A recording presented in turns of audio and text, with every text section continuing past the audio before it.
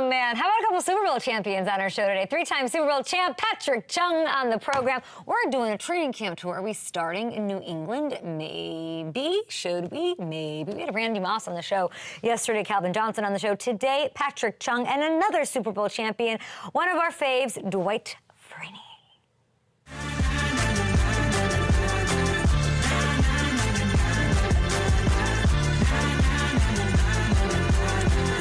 All right, big show. We are back from Detroit. Matthew Hamilton. It's a 4-hour trek to Detroit that I wasn't. I feel like I always pretend I still live in New York, where it's like a buck and change to get to the Midwest and Chicago and all those things. And these California flights, they're long. And you know, I had like some private equity guy trying to explain money to me yesterday. I was like, please just let me go to sleep and get some Z's before today's show. But we had a blast, huh? Yeah, we really did. And it sounds like you still haven't figured out quite how to get through an airport, which is always great, too. So don't too soon. It's a sore subject. Detroit's great. We were in a little place called Birmingham, which was close to the Detroit Golf Club, for the second annual Calvin Johnson Jr. Foundation Golf Classic. The second year they did it, and you would have thought it was the 15th, because Ken, who I don't think I actually know how he looks, because he didn't stop in his tracks long enough to actually like be able to have a conversation. He was doing so much, and they were helping so many kids. And I just was thinking, because we were there yesterday, and the energy was so high, I could not believe that this was day 3. Day 3 of them working their butts off, talking to kids, helping kids, providing scholarships in communities where they're really needed, backpacks, resources for kids wanting and deserving of things that all kids should have. So it was really beautiful to see. You can tell Calvin Johnson really cares about it. And he's one of those guys that when he calls a Torrey Holt, when he calls Randy Moss, they show up. And even Nate Burleson, who we got to show Calvin a message. It was a really beautiful moment.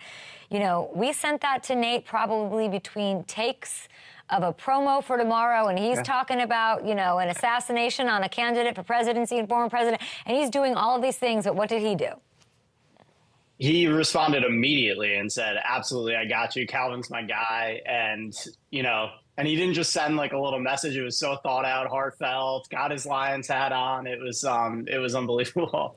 I noticed that, you know, Calvin's more of a natural at being like not that he's not a people person, but I do think he's a more reserved guy. So I was like, it'll be funny to watch him like work the room. And he was incredible and so charming. His family, beautiful. His son's taller than me at the age of 10, to the surprise of no one. And then the golf was great. The Lions were there in full support. We had this amazing moment where we got to see Calvin learn that he'll be inducted into the Pride of the Lions, their version of their Ring of Honor, along with the greats. It meant a lot to him, you could tell. And it was also just a very fun day, though it didn't rain. It rained all morning, and then, you know, the gods were good. It was great. Yeah, how was it?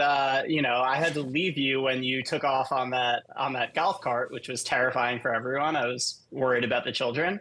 How was the rest of the day? Matt, of course, doesn't get any. I go, do you have any behind the scenes of me and, I don't know, Randy Moss? Nothing. He's got no footage, no help, no anything.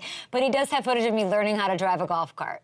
I believe I was also taking a Ziploc bag full of vitamins with a mimosa.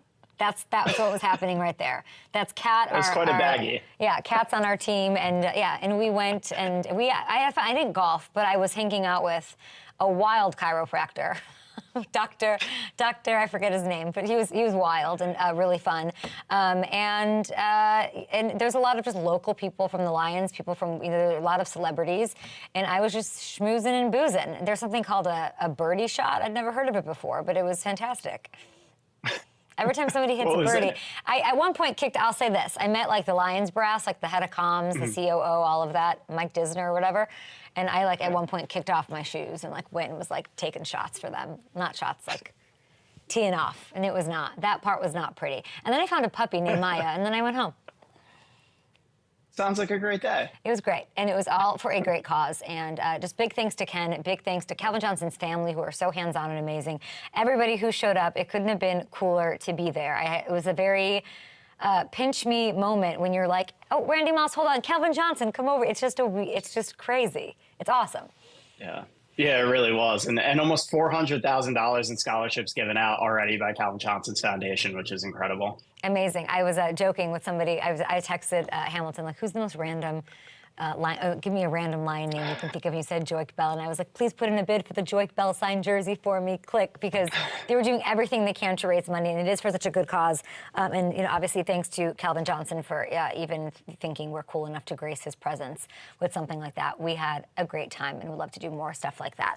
All right, Hammer Scram, appreciate you. Thanks for coming. You're amazing. It's almost camp time. Did you guys, is this like trivia? Do you know that 8 teams are opening their camps today? Rookie report date is here. Yeah. Oh, I hear you, Hammy. Bears, Saints, Niners, Bills, Chiefs, Dolphins, Chargers, and the Hamilton-loved Giants. Okay, so between that and what's been coming out of Hard Knocks, it did get us thinking, and we would argue that outside of quarterbacks, Giants receiver Malik Neighbors is the single most important rookie to his team this season. Hear me out. If the Giants are going to have any shot at getting back to the playoffs, and if Daniel Jones is going to turn these workout videos into results on the field and can prove that he is the team's starting quarterback going forward, it's going to be because Malik Neighbors is that man. I do believe part of the reason the Giants have struggled to find consistency is because of what's gone on here at receiver. They're the only team in the entire NFL that hasn't had a receiver put up 800-plus yards in any of the last 5 seasons.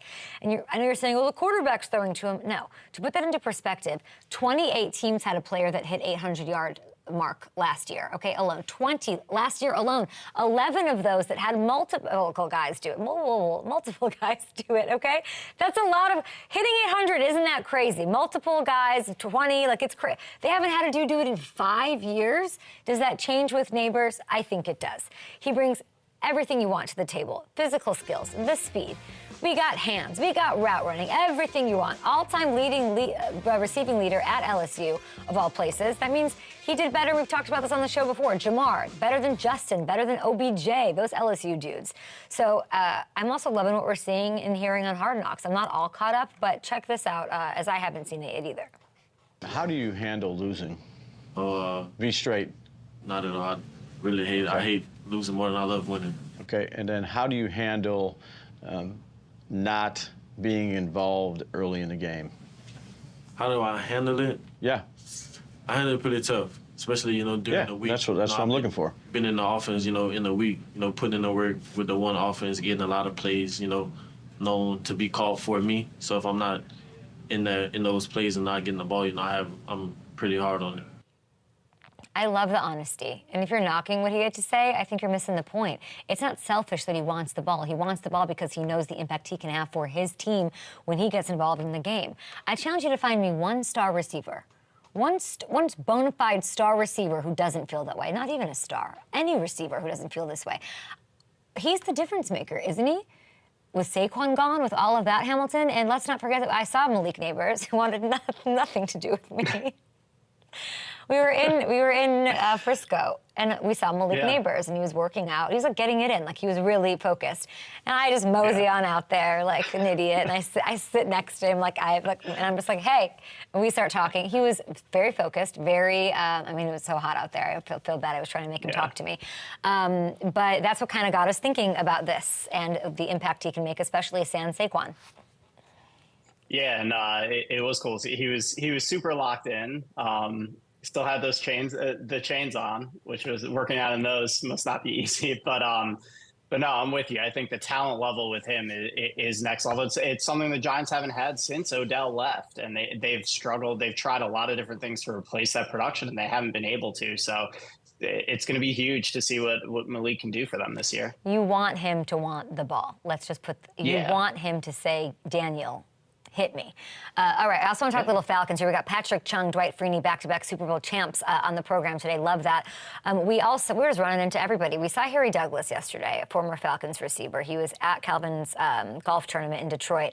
And I asked him, like, what did I ask? I said, is this offense going to be better and fight you for your 2012 Falcons offense? And he said that he said no, of course. But in asking him about Kirk Cousins specifically, he didn't sort of hesitate. He didn't blink in telling me how much better and what he's going to do to those offense to make sure that everybody that's surrounding him is going to, you know, have the talent squeezed out of them as much as he can. And he sort of harked on it being from a mental standpoint. So that got me thinking. Not only is Kirk probably the most, you know, Saquon changing teams and going to the Eagles, that's huge. That's huge from a leader perspective, catching, all that. But this is the biggest addition, the game-changing addition of the offseason is Kirk Cousins going to the Falcons. New offense, new OC Zach Robinson. They play a huge part, though, in what happens in Atlanta also. Robinson comes from the McVay tree, everybody. Just like Kirk's former head coach, Kevin O'Connell, who, you know, speed, plays, creative, volume. I feel like those guys have a way of being the most, the optimal creative. They get the most out of their talent. It is a lot of pressure. This is a first-time play caller we're talking about, but nice little situation he's stepping into, isn't it? A quote from Zach, guys, about his plans to make and get the most out of Bijan on the ground, using like McCaffrey. That made headlines earlier this summer. That piqued our interest, right? And as exciting as that is, it was this revelation about a different young star that had us excited here on the Up and Adams shows. Take a listen to what he had to say about Kyle Pitts. He has so much flexibility with what he can do as even an inline blocker, and then he's split out wide, and then he's, you know, there's a lot of versatility. So he's done a great job. He's learning basically two different positions because there's, you know, some tight end and there's some receiver, and so he's got a lot on his plate and he's handled it really well. And so just excited to see him continue to get more comfortable in the system, and the sky's the limit for what kind of season he can have. We know the athletic ability. We know the appeal of Kyle Pitts. And beyond the quarterback play, maybe this kind of hybrid tight end receiver role is going to unlock that next level in his game. So while he did move out wide a couple of times over the past few years, we saw it here and there.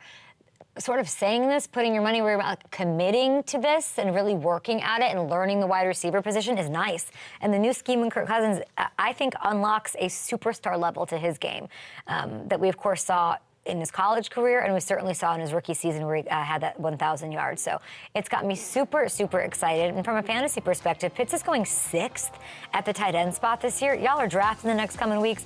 This is a huge value. If this works according to plan and what they're saying is true, and why wouldn't it be? I think there's a real chance that we see Kyle as a top 3 tight end when all is said and done this year.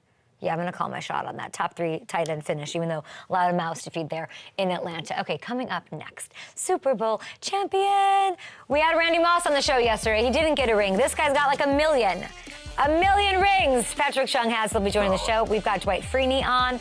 A little defensive edition of the Up and Adams show on a Tuesday, is it?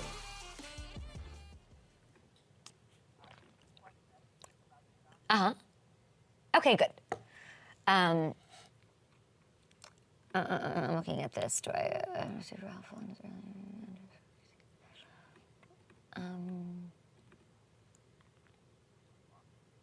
Okay. Oh, I get it. I thought, Hammy, I thought we were trying to say that Andrew went through something similar as far as the contract stuff, and I was like, I don't remember that at all. Oh, no. Got just it. as far as, yeah, Andrew Luck is the only number 1 overall pick to take his team to the playoffs as a rookie in the last 35 years. So I do love, yeah. Are we like rehashing this, or am I just paraphrasing this Andrew Luck quote? I was saying it might just be useful to have in your back pocket as you guys are talking through, because I was thinking too, like, Dwight was that guy for Andrew. Who could be that guy for the Bears? Yeah, I want to ask him Caleb? that. I like that. Yeah. I also, you know, Patrick Chung with his shirts, he always brings something to the table. I could only read the first line. What was it?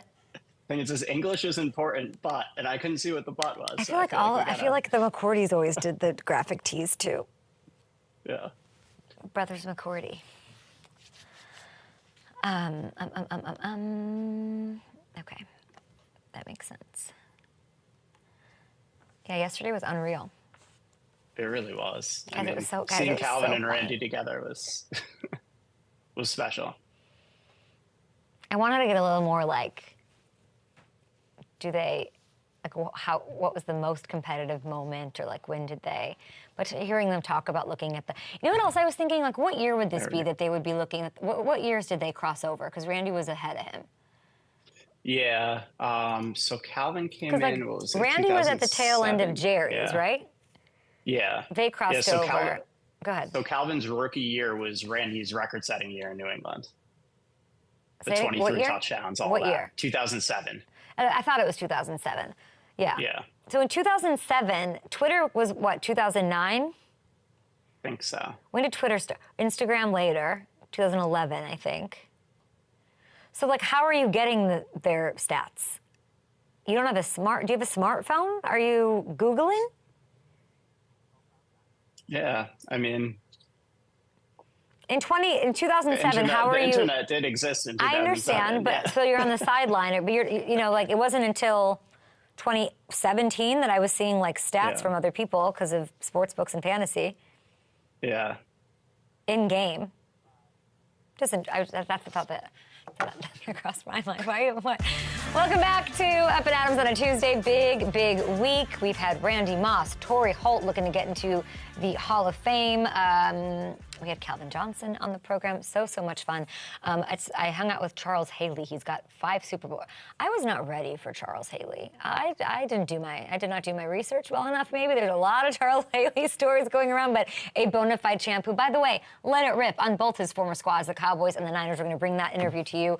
We also hung out with Lane Johnson, Super Bowl champ. We got a packed week, and I'm so excited to hit some headlines and talk about the Patriots with a 3-time Super Bowl champ. He is a member of the Patriots All-2010s team, a co-owner of Major League Rugby's 2023 champions, the New England Free Jacks. Patrick Chung, good to see you. You too, darling. How you doing? I'm so good. What's new? What's your I want to say off season, but what's your summer like? I guess I shouldn't say that. Not much. Been chilling. Just chilling, cooking, being a dad. That's it, man. I love Opening that. a restaurant. What? I'm opening a restaurant. Tell me. Doing that. What is that? Yeah, it's in Norton. I'm gonna call it the Spot. It's in Norton. You're going to call it the Spot. What kind of food? Why did you do this? That's amazing.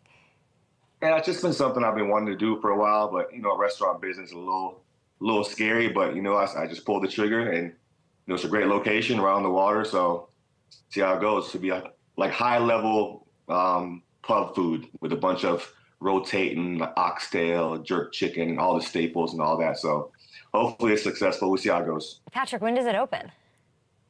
Oh, it's like a month or so. Right now we're putting the TVs in and doing the bar stuff. So Okay. we're still like rebuilding everything. So should be soon though. I'll be up there for training camp, but if I make it back for a game, hopefully it'll be open and I can come check it out. The Spot in Norton, Patrick Chung's.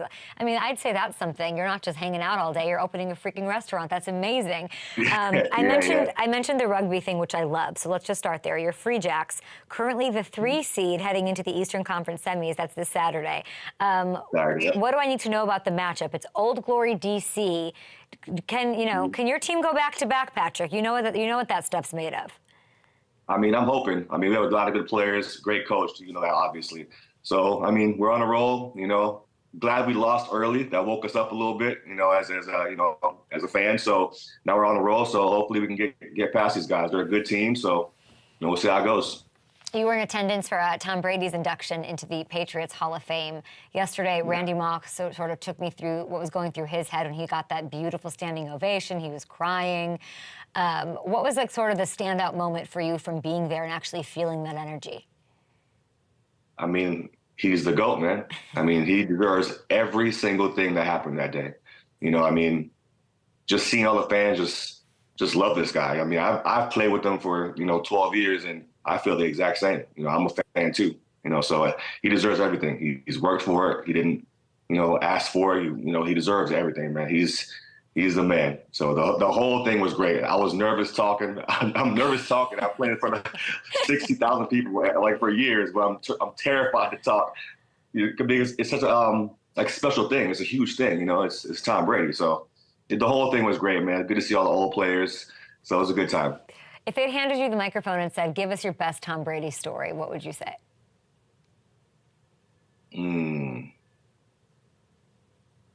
I don't know. That's a lot, man. I mean, like I said, he's competitive, and this man I can't say what he says, but he says a lot of competitive things. It could be like the stupidest thing, like playing basketball in the locker room or like ping pong or something. He'll say some words. He'll let you have it. You know, but I'll just keep it there. And then when he says that, does he leave and then does he come back like 2 minutes later and say, sorry, babe, love you? Like, what happens? No, he just walks off with a smirk and just walks off super calm, casual like he always is, and walks off with a smirk and then goes to his meeting. Just keeps it real subtle, boom, boom, and then leaves. What was he bad at? Like, what was the ultimate frustration with him, whether it was on the field, football, something that he like had to work at the most, or something like ping pong? Like, what did he struggle with? What do you struggle with? I would say in practice, when the defense, we used to get on his ass. Get on his ass. And he'd do an interception, and we were on him, just talking. He hated it. And then he'll throw 80 touchdowns that day after that. Who was talking the most on defense back in that time? Oh, Mayo, for sure. Jamie Collins, for sure. Dev, all day. I mean, it's pretty much a collective group of people just trying to get under his skin, you know, but he always tortures us after that, so. I mean, Jamie Collins was so damn good. He was so crazy to watch out there. If I like remember those plays, I was like, what alien is this? Yeah, man. I mean, 6'4", 260. Backflips. all types of stuff. It's crazy. Gerard Mayo is a name that I think people are fascinated with going into this season. You played with him in 2014, 2015. You know, if we look at the Patriots this year, their win projection over even on FanDuel, it's 4.5. You're taking the over with your, an eye roll. Tell me what that eye roll means. I mean, we haven't even played a preseason game. No one has. I mean, how are they going to predict that? I mean, we have a good team. He's a good coach. Got a lot of charisma. Very, very energetic. I mean, he's smart. He learned from Bill. I mean, he's been here his whole adult life, pretty much. You know what I mean? So, I mean, people just talk too damn much, man. Let's just watch the season, see how it goes, and just go from there. But what makes you think it's over 4.5? It's hard to win one game, you know that. So there's a lot of adversity. There's holes. There's some talent questions on the team, and it's a brand new head coach following a decades-rich regime of Bill Belichick. Like, what about Mayo makes you think he can accomplish more? I think because I've played with him. I mean, he's smart. Like, he's smart. He puts people in the right position to make plays, and he can relate to players. And young players nowadays, like, they need that. They need that kind of coach they can relate to and, you know, talk to. And he's played the game, you know, so that's why I think so, because he's going to make sure these guys are ready to go. And he's going to have fun doing it, and kids love to have fun winning. So that's just my opinion. Maybe I'm biased, but whatever. No, Patrick, I love it. And you did play with him, and you were a champion with him, which is amazing. Now, there's a clip, you know, there's a lot of questions about, you know, we're talking about the Patriots' success, and I think their defense can actually be pretty good. I saw Christian Gonzalez last week. I saw him down in Frisco. He was working out, and like, what a stud he was before the injury. Yeah. Like, I think people are sleeping on what he's going to do this season. Yeah, he's a smooth cat, man. He's like, he has the speed, he has the ball skills, he has the agility, and no wasted steps. You know, I'm excited to see what he does. I mean, it was unfortunate last year, but I'm excited to see what he does, because he's one of those guys that's quiet, just goes in, does his job, and leaves the building. That's good to be as a rookie. Yeah, no wasted steps. That's high praise coming from a three-time Super Bowl champ on Christian Gonzalez, who I think people did forget about, which often happens with injury, and I think he's going to hit it running this year. There was this clip on Hard Knocks from last week where Brian Daboll, who's the Giants head coach, he was drilling Drake May in the draft process on formations. Take a look at this. Gun-Dolphin right. Gun-Dolphin right, 72, Tundra, float, H-angle. Gun-Dolphin right, 72, Tundra, float, H-angle. Yeah, so Tundra stands for what? 200. 200, and what does float stand for? It's got the corner of the out. Flag, we call it a flag, so I mean, we end up saying corner flag, but it's flag. With the out, and the angle is an angle. You got me on that? Fans are going crazy. Fans are fired up about this. What does this clip say about Drake May? It seems smart to me. Because I don't know what the hell they were talking about. But no, he seems smart. I mean, to be able to get information like that, and you're going through all these other teams also. They're doing these same things. So it's a lot to remember and, and to write down and, be able to give that back to the coach that's asking you. So, I mean, for him to be able to remember that and, you know, reiterate it back to him, I mean, proves he's pretty smart. How should it go between knowing Mayo as well as you do, and being a supporter of him? How is he going to play the Drake May Jacoby Brissett card? How's it going to go? Oh, whoever's playing better in practice. That's simple. That's what Mayo is. He's not going to just put someone in there. Whoever's doing the best is going to play. End of story. You know, Jacoby Brissett's a guy who I remember he would just go out there on defensive celebrations and start, you know, being in the end zone with y'all. He'd just like leave the bench and come and be. I'd be like, why are you in this picture? Where did you come from? And he would do that. How I guess knowing Jacoby, how fortunate is Drake to have him in that quarterback room? Very lucky, because he's a smart person too, and he's a veteran. Like, he knows what he's doing. He's been here before. Brings a lot of excitement. You know, he can calm him down if Drake's in a rut or something. He can calm him down. Jacoby's a great person. Like, off the field, he's a great person. So he is lucky to have someone in there, a veteran guy that can, you know, kind of pull him along the way. I think it was important for there to be some continuity, I imagine. Like, if you're Mr. Kraft and you're making these huge sweeping changes and you're ending the Belichick era, like, it's nice to have Mayo. He knows the Patriot way.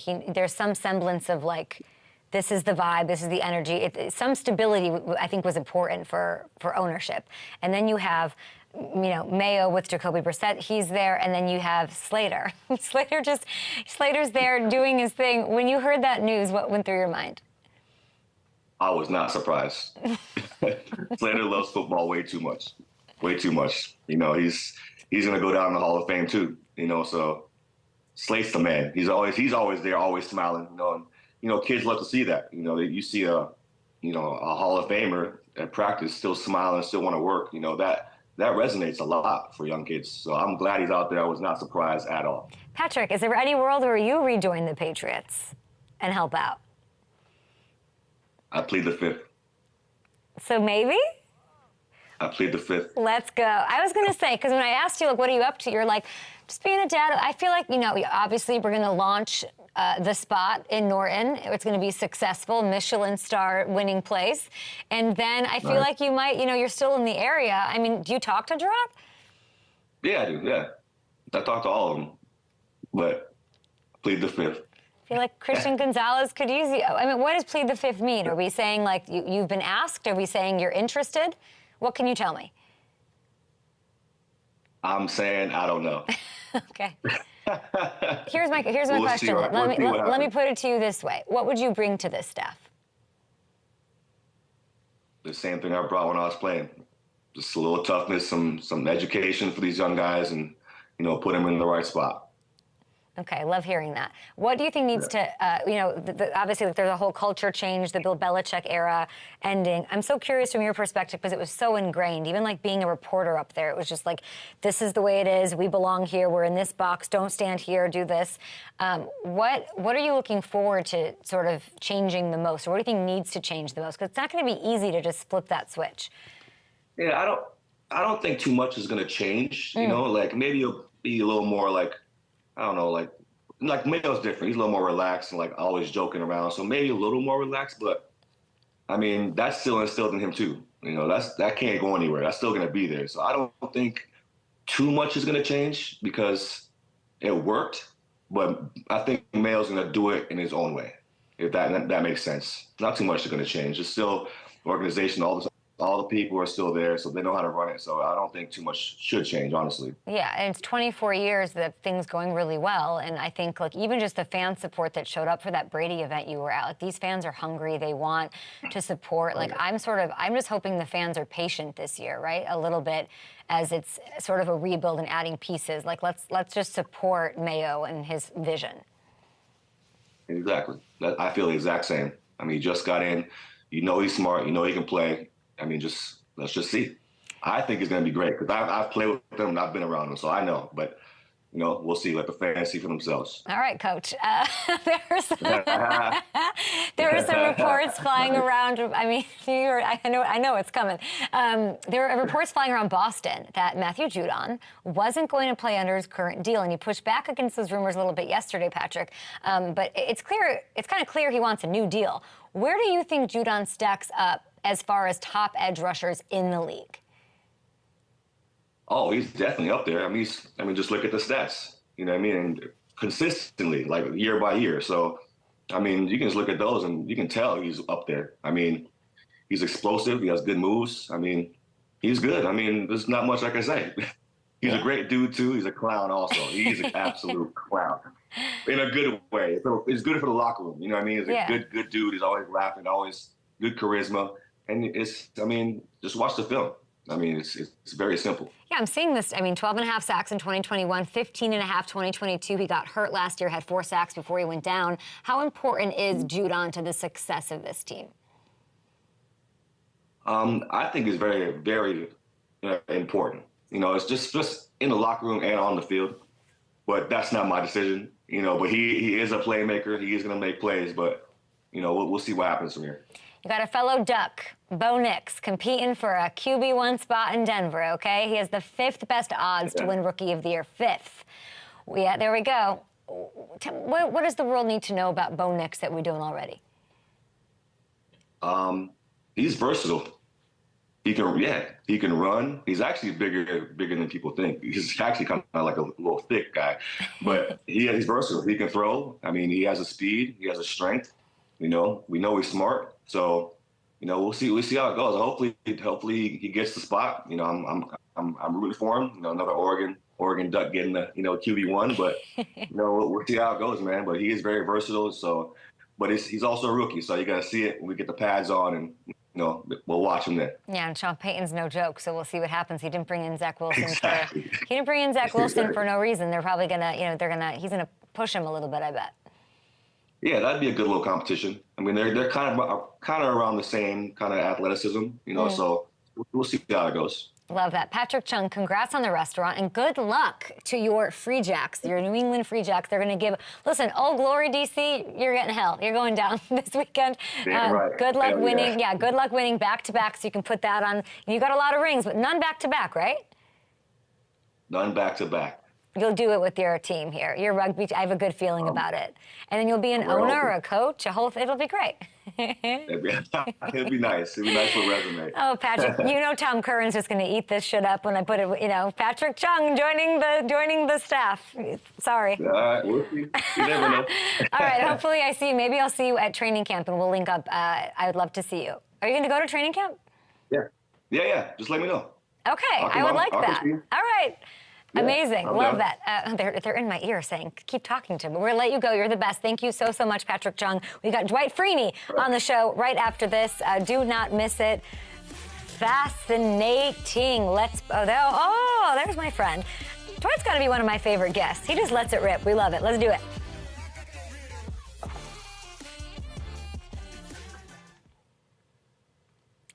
Hamilton, plead the 5th. If we were in a courtroom, you'd have. I think what it is thrown out. Those guys up in New England, the kind of guys that the roster that they put together are the kind of guys who cannot stay away. Yeah, it's true. And it does seem, I don't know, it really does seem like he's going to be back in there. Maybe he's waiting for the rugby stuff to be over. But like Slater, that's why I asked this. You knew it was just a paperwork. And so then, but I think a lot of those, like you got to think, I mean, Dev and Jason are now doing, but if they weren't doing that, they'd be there. Oh, 100%. I mean, Jason, from my time being around Jason, working with him, he still wants to be around the game as much as possible. He was coming to my high school football games, just to be around it. He was kind of a later, but I'm like that group of like those, like the Julians, like they can't, Gronk, like they can't stay away from. So it makes sense. It is true. They're wired so much differently, and you wonder how much of that is, just being around Belichick and Tom. How much of it is just a product of winning too? Just that feeds that hunger for it. But I think Mayo is a defensive Tom Brady in the terms of like, I'll show up for you. I think that. Yeah. So Yeah. I feel like he could call anybody and be like, "Want to come? Can you come help me coach up these?" But look at this, like Wes Welker isn't he still coaching somewhere? Yeah, I believe Amendola was doing stuff with the Raiders right? last year. Yeah. Like there's a stickiness, but I think it's like just I don't know if it's I think it's just those kind of guys ended up in that dynasty, and that's why it worked probably. Yeah, it's true, and it's interesting too when you look at talking about Mayo constructing his coaching staff. You look at what Dan Campbell did in Detroit. It's almost all former players on his staff. He's got Mark Brunell coaching the quarterbacks. He's got Aaron Glenn calling the defense. It's really worked well for them. So. You gotta be a sick pup though to be a coach in the end. You gotta be like a. Yeah. I picture them like strung out on Mountain Dew, sleeping on couches with like half blankets on, like felt blankets on them, like from promotional merch that they got sent to them, and they just sleep there. They sleep in the facility the whole time. Like the sacrifice is insane. Yeah, and you're right. For these guys that played at a high level, it's especially when you've made some money in the league, you have to really, really love it to want to come back and do that. Yeah, I'm excited to do the Lane Johnson interview tomorrow because Lane, mid through the interview, I was thinking, we have to get back on the air. I was thinking he might be the most fascinating. He's on my list of like, what a year you're going to have without the two guys you did it with. Dwight Freeney, his patented spin move. Good night. This is going Drag down Dwight Freeney. Freeney gets another sack. Wow! What a monster on the field. Oh, my goodness. 7-time Pro Bowler, 3-time All-Pro, Super Bowl champion, Hall of Famer, and a hater of half sacks. F the half sacks. Dwight Freeney's here. Hey, what's up, Kay? How are you? I'm really good. Listen, I did a little golfing yesterday with Randy. I didn't really golf, but I was with Randy Moss and Calvin Johnson, and your name came up a lot about golfing. It really did, and I know that you just played in the American Century Championship golf tourney over the weekend. What was going on here? A little trouble with your driver? Oh, my goodness. I mean, look, listen, if you're a golfer, okay, all right, and you break a club and you didn't do it on purpose, it's literally the worst feeling in the world. And for it to break during a tournament, like I can't just go to the car or go to the pro shop, hey, let me get my other driver, blah, blah, blah, go in my locker. I was done. I was done for the rest of the day. It was a really tough day. They said, you can't win the tournament on the first day, but you can definitely lose it. And I lost it. I lost it after that first day. But it sounds like you had fun because you're smiling about it. And I think you did because you were paired with Jerome Bettis, who's delightful, and Larry Fitzgerald. This was the final round? Yeah, absolutely. That's my boys, man. That's my boys. That's big bro, little bro. We actually teed up a lot off the field as well. They're all members at the Grove. So, this was a great feeling for me. Back home, I played well. I was comfortable. Who was the best golfer of you three? You know what? It just depends on the day, but I'm just going to have to say that I have a little bit more of the money at the end of the round. Wow. Yeah. We love to hear that. I can't imagine Larry Fitzgerald talks any trash, though, no? Oh, God, please. This guy, he can't stop. He can't stop. He's going to find whichever way to get it in your brain. I promise you. You hit a good shot, he's going to be talking about this. He's going to talk about that. He's going to talk about the rip in your pants that's not really there. He's going to be talking about whatever he can to get in your head. Yeah. Okay, you just blew. I would have bet $1 million that that's not true. Oh, it's true. People don't know. Larry knows how to talk, but he does it so differently. He just kind of probes. He throws something out there. It's not complete trash talk, but just something so you can think about. Something that has nothing to do with anything. He just wants you to put it there so you can focus more on that than the actual competition and what you're trying to really do. He did it in the field too. He's a really intelligent trash talker. Who's a more annoying trash talker, Michael Jordan or Larry Fitzgerald? It's Larry by far. Oh my God, Larry, really? Yeah, just annoying. It's just annoying. Like MJ talks trash, you're gonna know exactly what he's trying to do. He's not pulling a punch. He's talking straight to you, trying to really get in. Larry, he'll say something, you just start thinking like, Larry, that doesn't make any sense. Why are we talking about this right now? Weird. And I know why. It's Now I know mind why games. we're talking about it, because he's just trying to get you focused on something else. But for Unbelievable. me, it helps. It helps me, though, because I know what he's trying to do. So Yeah. now it makes me focus even more. That was a great story. I had no idea it was coming. You know, I would imagine like Aaron Rodgers is like that, like intelligent, saying things to get in your head. He was out there also at the AAC championship, and here's a little bit of what he said about you. Of Dwight playing? Yeah. Oh, man. What an animal. We played against him a couple different times. He was in Indy. He was in Arizona. There's certain guys that transcend the game, where they bring something to it that changes the way people play and people try and copy. And his was a spin move. I mean, his spin move, he's so damn strong. He could just get his hands on you and get in that spin move and get to the quarterback. And when that him and Mathis going, that was some rough times. But I love Dwight. Your thoughts? Hey, man, I had some good games against him. I'm saying, between me and Robert, man, and it wasn't his fault. You know, he had to just happen to be coming to, you know, whatever it is, championship game, whatever, when me and Robert were humming. And it was just, you know, he didn't have a chance, unfortunately. And like I said, it's not his fault.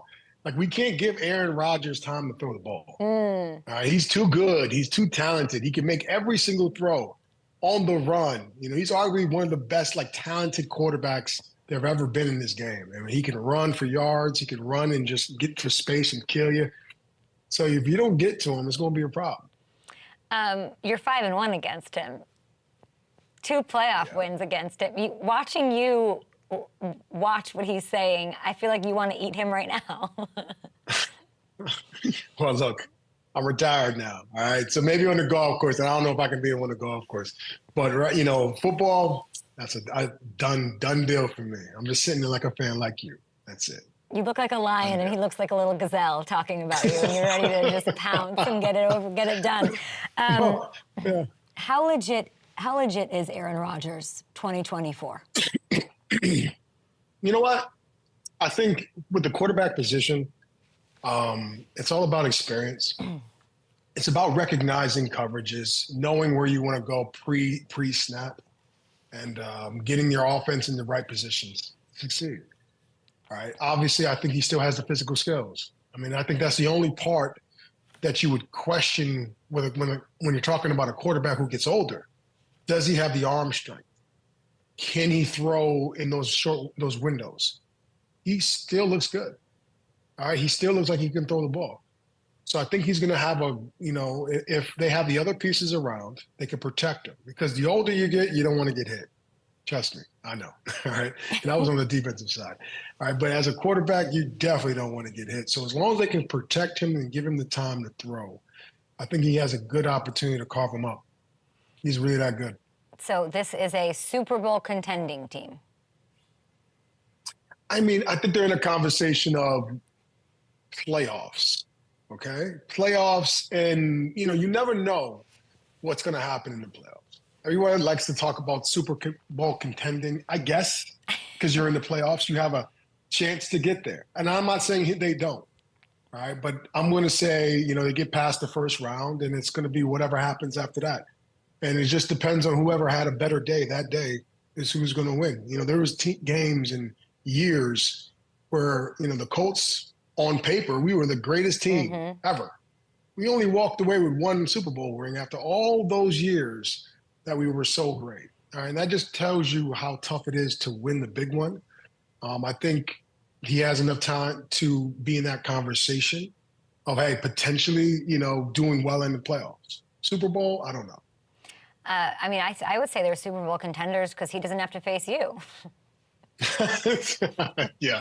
Well, look, you don't have to worry about me. All right. The only thing you got to worry about me is make sure you don't get hit by a golf ball, because I swing too hard. Bears rookies are reporting today. Okay, a lot of the rookies are reporting. Here's what's going on. Caleb Williams has not signed yet.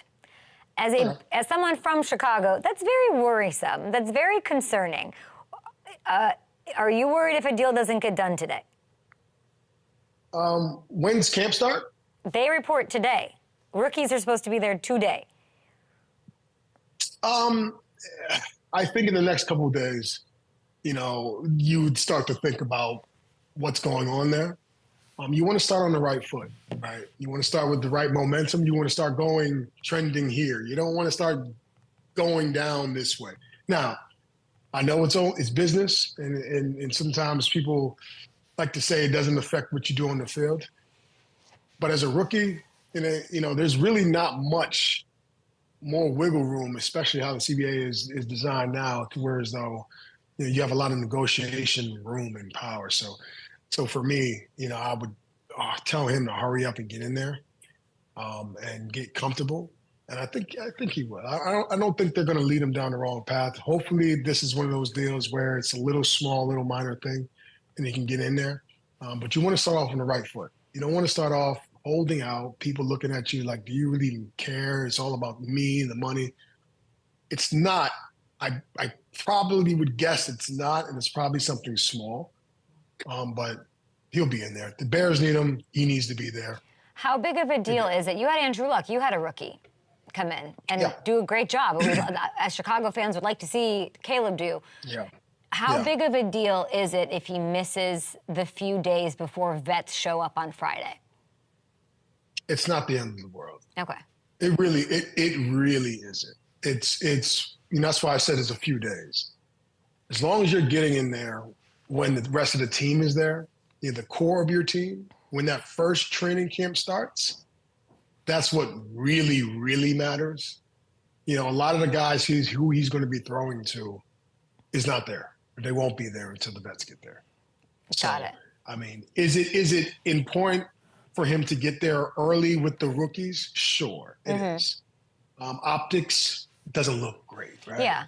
But reality, the reality is the people he's going to be playing with will be the veterans across the board, those receivers, that offensive line. That's when you really, really need to be there. I hope Chicago is listening to you, because I think that's going to be, if they don't get it done today, I think it's going to be a big media story. I hate that for him. And also, I'm looking at it's not a great look, but Chicago, listen to Dwight Freeney. Bears side, let's get this done in the next couple of days, right?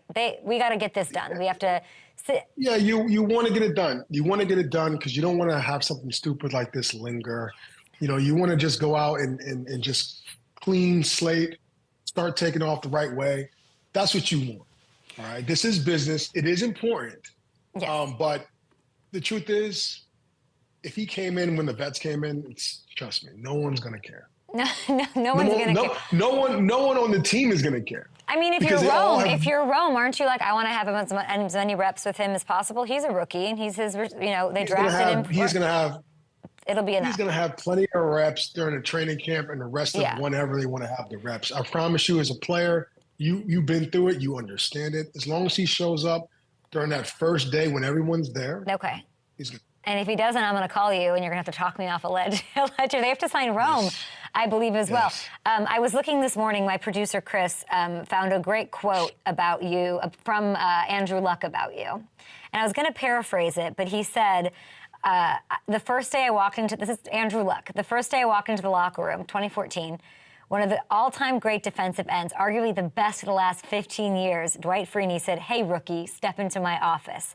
And he says, and I'll paraphrase here, "You don't worry at all about the guy who was here before you. You're not going to worry at all about the guy who's going to be here after you. You just got to be worried about yourself. We're all in this together. Let's go try to win football games." And he said, for the team leader, the stud, the Pro Bowler, the Hall of Fame guy, to go out of his way to get the rookie quarterback in his locker and sort of make me feel comfortable, that meant a lot. It really did, because it makes it so much easier when you're doing something or struggling with a bunch of other people and you don't feel alone. I'll always be forever indebted to Dwight and the other guys for helping me out with that. And I read that this morning and I thought, damn, who in that Chicago locker room is that for Caleb? And how important is it to have that? Maybe Keenan Allen, I played with Keenan when I was at the Chargers. A guy who's been around. You have to be around a long time to understand those types of things. You have to see a lot of people get cut and success and all the other sides of that thing to understand it's about the moment and living in the moment and working on your craft and not worrying about what's behind you, whatever happened there before, because you can't, it has nothing to do with you now. And whatever's in the future is in the future. It is what it is. And I think that you have to have somebody hopefully there that can kind of give him those nuggets, because he's never been in this situation. Number one pick, a lot of pressure, you know, and I don't know what type of guy he is. Maybe he puts a lot of pressure on himself. And that could be good and it could be bad, you know, depending on what the outcome is. Did Luck? What was Luck like? Because I'm looking at Luck and saying you're the only number one pick to take his team to the playoffs in 35 years. That was Luck. You know, what was he made of? They're like, what would you want Caleb to be made of for that to happen? Well, I think with Andrew was a unique and a special guy. I mean, he was all team from the moment he walked in. You know, he was not arrogant. He didn't think about himself. He didn't put himself first. He put the team before him. But you felt that, though. You felt that.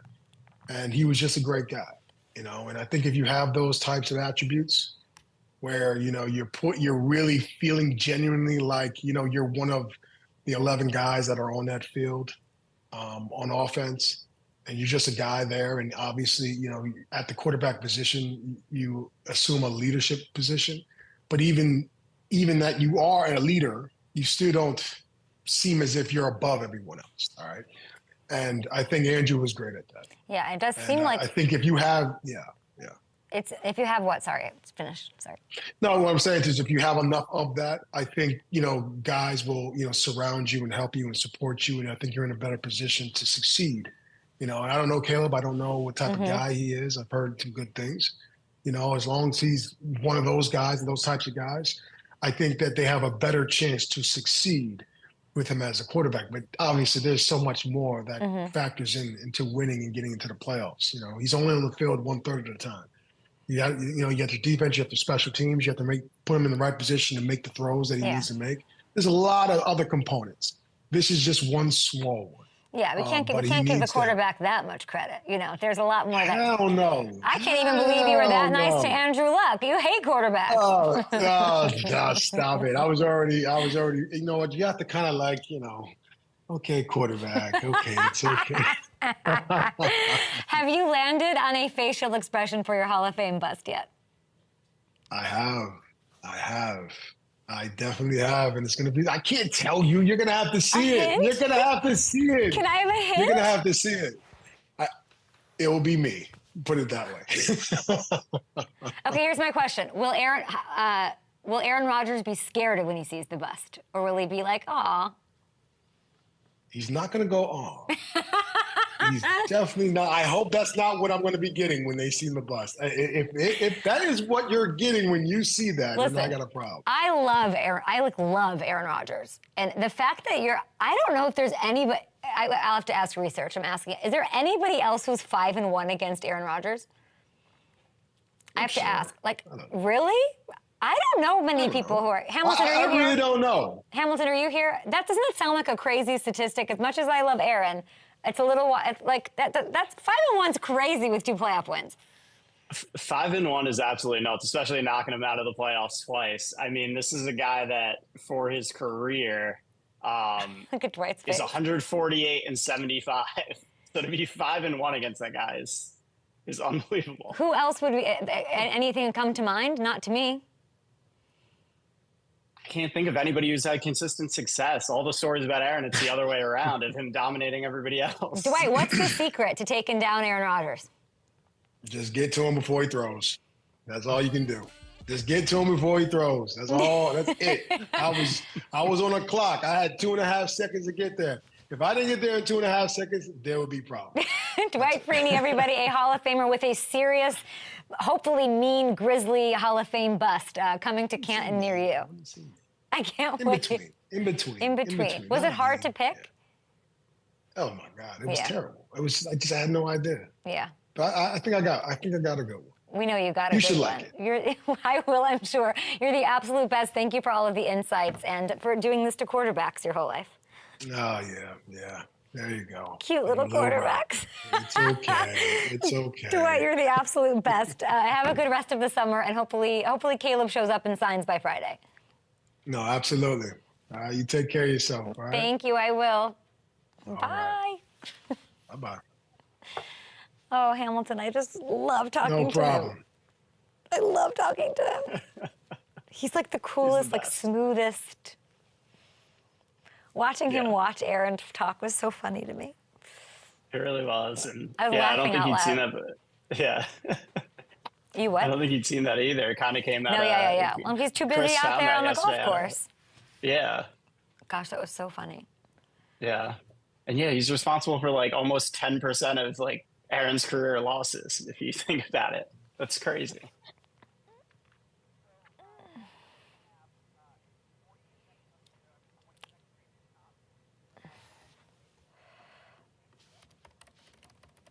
Okay. Sounds good. Who else would have been on those teams? Like Mathis? So he did it with a bunch of different teams. That's the other thing, is it was like he beat him once with the Cardinals. He beat him once with the Falcons, no matter where he went. Yeah.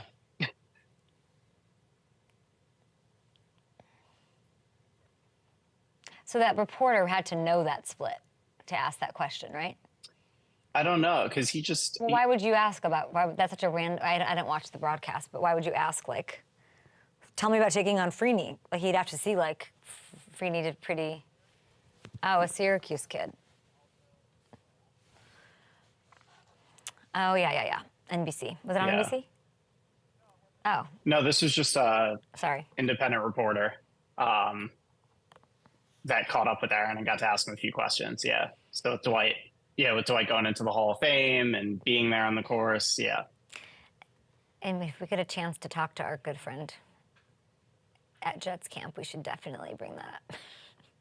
100%. Sounds like a way to get kicked out of Jets camp. He won't be happy with you, but yeah. We should bring Dwight Freeney. Have him sneak up behind him. No, no, that's a great idea. Why are you laughing? I'm dead serious. FanDuel Casino's reward machine. It's your daily free chance to unwrap World of Wonka bonus spins. Oh yeah, plus a chance to win up to $2,000 every day, which means it's your sweetest shot at the #1 feeling, winning. Download the FanDuel Casino app. You can play Reward Machine for free every day. Hamilton, great show. Nothing but Super Bowl champs and Hall of Famers. We got Lane Johnson on the show tomorrow. We took a little trip down to Dallas. Trey Smith will be on the program. We were at the OL Masterminds, which is Duke Manyweather, the guy on the bottom. He literally is the godfather of offensive linemen. It was unbelievable. Teron Armstead, in one of my favorite interviews of all time, Creed Humphrey and Trey Smith sat with me, and Lane Johnson, who has a big year ahead for him, entering year 12. Charles Haley, Willie Anderson, Rashawn Slater, all on the show tomorrow. Breece Hall, what a big show.